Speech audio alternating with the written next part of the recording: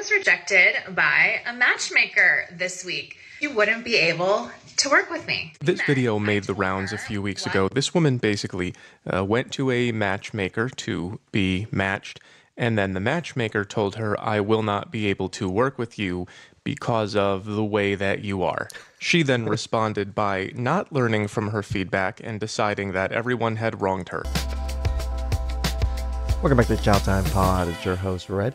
We got a video today from Homath, the red flags of women. This is 1 through number 5. Please like and subscribe down below. I really appreciate that. Let's get to that chow. It's chow time. This makes her the perfect opener for my red flag series, where I will detail red flags in both men and women. Mostly women, because you gotta go with what you know. So, red flag number 1 is intransigence, which looks like this. It basically means not changing your mind when you should. Here's what she said. I told her what I was looking for. I also told her I was looking for a man who was also a leader, because I don't want to always be the leader, believe it or not. At or above the same income level as me, ready to get married. I'm a little high strung. I could never really be with a beta type man. I specifically used the word doormat. She could sense I had some walls up. She essentially said that I am not ready for her type of services because I have too much work to do. My walls are too high and I'm not ready for a long-term committed relationship. She also said that I need to soften a little bit. Men like a softer woman. Essentially, I spent $350 to meet with this woman, have her tell me. That's not even that much money for a consultation type things. There's consultations I've paid for that are like $100. I mean, sorry, $600 for an hour or so. I am not worthy of love as I am. She should have her matchmaking license taken away. So that's kind of a lot, except maybe don't charge $350 to say you need an attitude adjustment. Relationships are a reciprocal thing. You have to give to get, and this lady's just saying get. Although maybe I should put something here besides dollars. There you go. So if she doesn't even want to talk about what she brings to the table, it's probably not much. While I've got your attention, red flag number 2 is inauthenticity. This is a woman's face. I never said I was an artist. The eyebrows are usually here along the ridge of the eye sockets, like this. Hers seem to have wandered a bit away from the bone, which they did not do by themselves. Here again is a simulation. You see the extra space. Most women wear makeup and pluck hairs, but... Dude, there was one video where the black girl had her eyebrows like up here, and then someone commented saying that she put her eyebrows so high just to hide her fucking massive forehead. If you're going this hard every day, I find that the degree to which people, not just women, change their appearance is the degree to which they don't want you to know who they are. So if someone won't self-reflect and won't show you who they are, I hope you got $350. Here's red flag number 3. Attractive women cannot afford to date down. I wonder who told her. Anyway, some things never change. It has never been a good idea to date a woman who is looking for problems. Here are a couple verses from the Old Testament. Remember that 6,000 years ago. It is better to live in the corner of an attic than to share a house with a quarrelsome wife. So what does that mean? Let's ask her. If you're dating somebody who is beneath you, who, you're clearly out of his league, he will always take it out on you. And this also goes for a man who clearly can't afford you. Because these emasculated, insecure men, they're gonna... Isn't that such a stupid statement? He can't afford me. Are you a prostitute? Are you selling your goods? Selling your services? Is that why they can't afford you? End up enraged, and the only way they can make their sad little selves feel better is by exerting some form of control over you, potentially even abuse. And the clearer it is that you are potentially even abuse. So him telling you not to do something or telling you to do something is now abuse. Not beneath them, that he is beneath you, the more triggered he will be. So what she's saying is that she's a 10 because all women are 10s, except for actual 10s because that's a patriarchal beauty standard. And pretty much no men are 10s except for the ones who would never date her. So if you do date her, then you are beneath her. Let's just go like this. There we go. And that makes you an abuser. So that's what quarrelsome means. It means she's all set up to tell you you're worthless, start making accusations, ruin your life, and then do it all over again. And it doesn't stop there. Girl, always choose the selfish option, okay? Let me tell you, I went to Berkeley. So she had freckles on the first video. Now she doesn't have freckles. God damn these filter things. She is being the table. Everything she says in every one of her videos is, men must serve my needs. She's pretty committed. I think we all know where that goes by now. Others are seen mainly as a means to an end. So find someone who knows her value, agrees that it matches yours, and is willing to give as much as she gets. I think I would put her down here for personality. Remember, the Lord is watching. Choose carefully. Date somebody who is beneath you, who, you know, you're clearly out of his league. Here's red flag. Another 4 or rejection 5. story. I know you guys love them. I really, really do. It's working out great for me. If you start making better choices, I'm going to have to find content elsewhere. Same.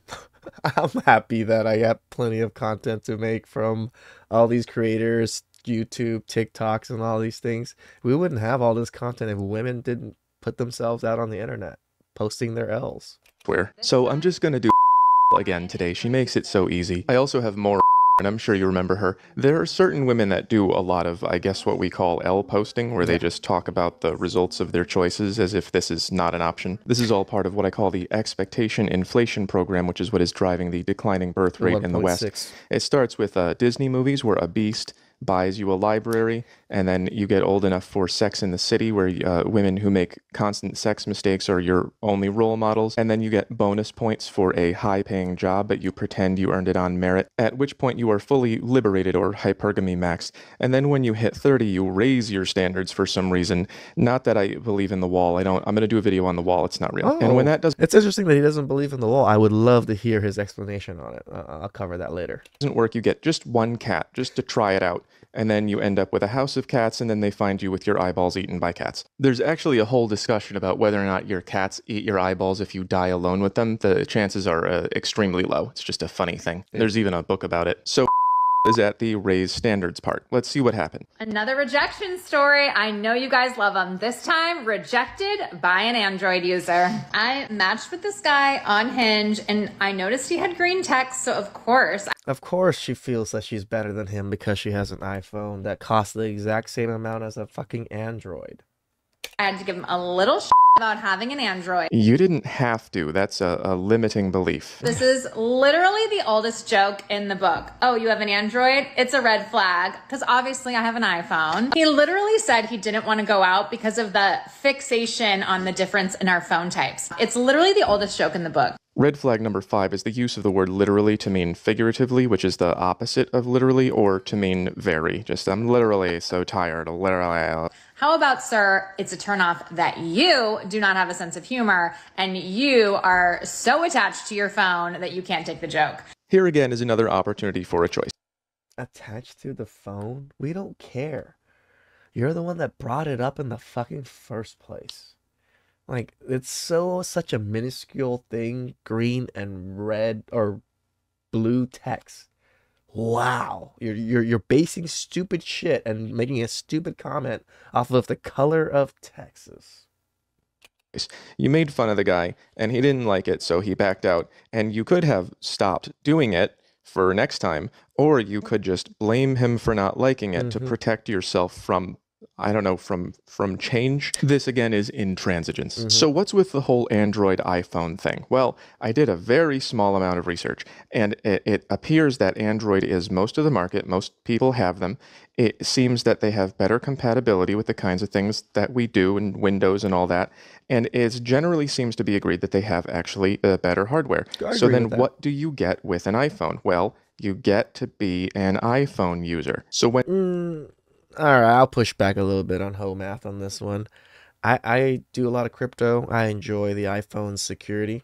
The iPhone security is much more secure than the Android is. So that's why I prefer the Apple phones. I don't use any other Apple product other than the phone just because of the security purposes and the simplicity of how the phone is easy to use. I'm not so good with using Androids. When you get a green text on your iPhone, it says, this guy chose functionality over belonging. And that's why she said it was a red flag. She wants to date guys who are in the cool kids club. And see, that's the thing. Like, even if you have an Android, you're not doing anything productive. Like, most people use their phones for very basic things. I use my phones for very basic things. That's why I prefer security over the function of extra things where I won't be using it anyways. And this guy knew that, which is why it was a red flag for him. He's been judged for having an Android before, and he knows where it goes. So she said that this was just a joke, and if you're watching, I would like you to go back and look at my content on jokes. The first one is called Abby's Perfect Man. Basically, you may not have meant it that this was a deal breaker, but saying it does show that you're aware of this dynamic. Correct. And that you have your identity wrapped up in this to some degree. And I gotta tell you, if I was him, I would do the same thing. Every time I've ever asked anyone what makes the iPhone better, they say, it's just better. And then I go, well, what is better? See, I actually have an answer. The security. It is a much more secure phone. It's harder to put bad programs. There's no bad. The App Store is a lot more rigid in what they allow on there, because there's stuff on the Android App Store that will fuck your phone up and fuck up your data and even fuck up things from like crypto and stuff like that. So that's why I don't really mess with the Android.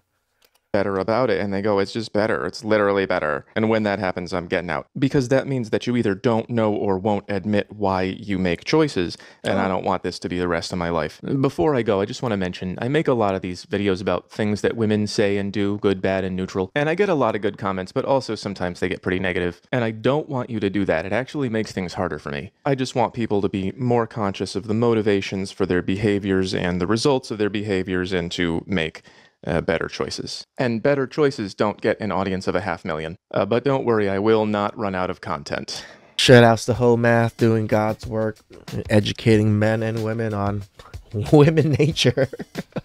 Please subscribe down below. I really appreciate that. And I'll catch you guys next time.